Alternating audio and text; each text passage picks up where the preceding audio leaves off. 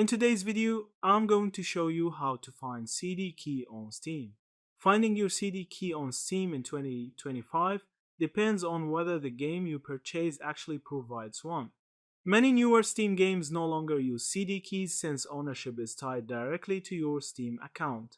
But some titles, especially older games or those requiring third-party launchers like Ubisoft Connect, EA App, or Rockstar Games Launcher, will still issue keys.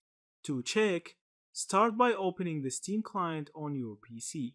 In here, go to your library, find the game you want.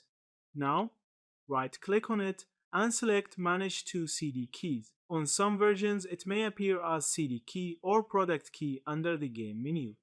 If the game requires a key, a small window will pop up showing one or more keys that you can copy. Steam often automatically copies the key to your clipboard when you first launch the game, making it easier to paste into the required launcher.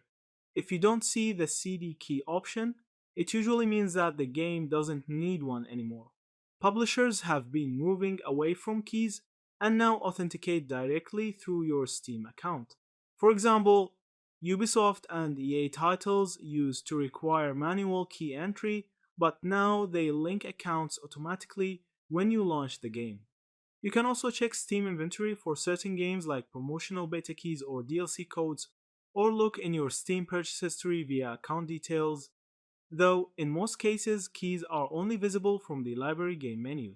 If you bought the game from a third-party seller but activated it on Steam, your CD key won't be visible again after redemption. Steam hides it for security reasons.